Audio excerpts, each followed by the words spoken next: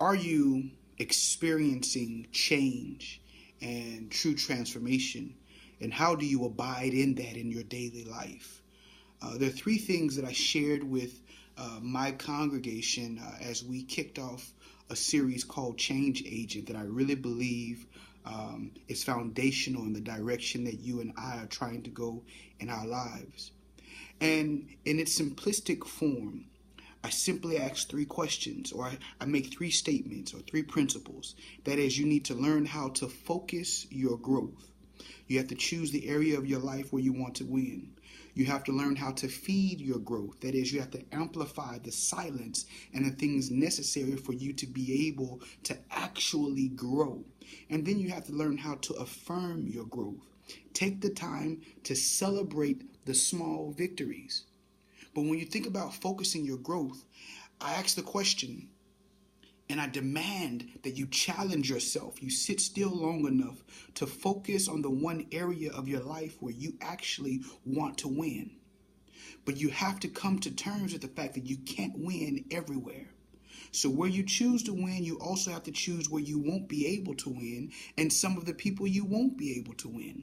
Right? And so for me, I really want deep revelation. I really want the type of authentic relationship with God where when I open the Bible, that it actually speaks to me, that I actually can see it, I can feel it, I can embrace it. But in order to truly begin to win in that area, to begin to grow in that area, there are things that I have to do.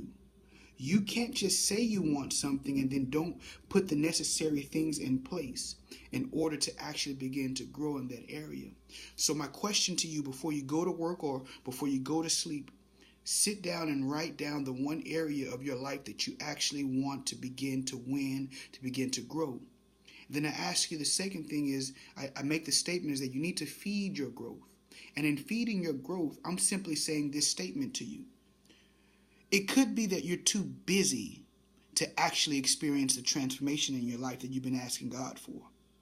You're so busy that perhaps the anointing of God is still trying to get on your schedule.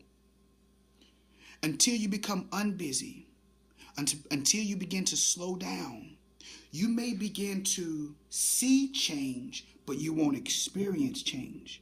Change will make it to the surface of your life, but it'll never be able to penetrate to the very core of your life because you have too much going on. And so amplify the silence and then celebrate the small victories. Transformation doesn't happen overnight. It happens over a period of time. Have a wonderful day and experience transformation.